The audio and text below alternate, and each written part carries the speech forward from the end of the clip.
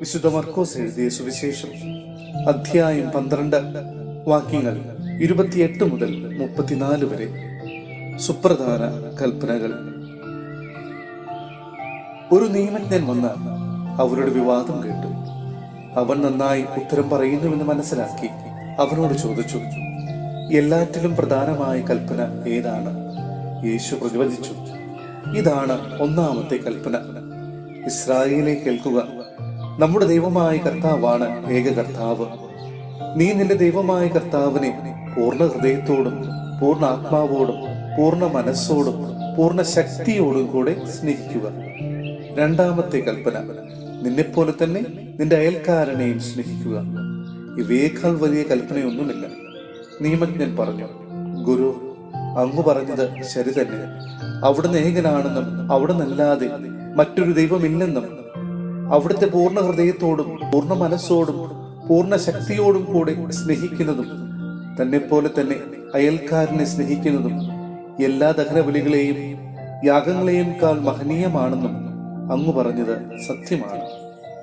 അവൻ ബുദ്ധിപൂർവം മറുപടി പറഞ്ഞു എന്ന് മനസ്സിലാക്കി യേശു പറഞ്ഞു, നീ ദൈവരാജ്യത്തിൽ നിന്ന് അകലെയല്ല. പിന്നീട് യേശുവിനോട് ചോദ്യം ചോദിക്കാൻ ആരും ധൈര്യപ്പെട്ടില്ല.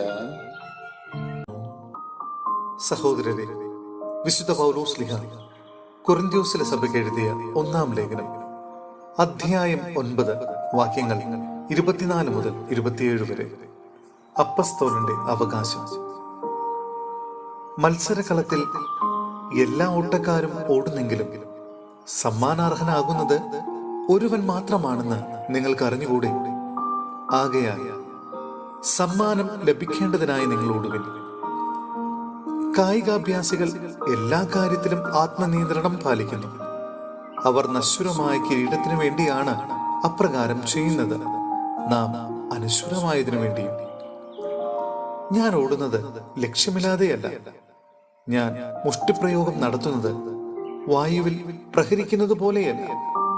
മറ്റുള്ളവരോട് സുവിശേഷം പ്രസംഗിച്ച ഞാൻ തന്നെ തിരസ്കൃതനാകാതിരിക്കുന്നതിന് എന്റെ ശരീരത്തെ ഞാൻ കർശനമായി നിയന്ത്രിച്ച് കീഴടക്കുന്നു.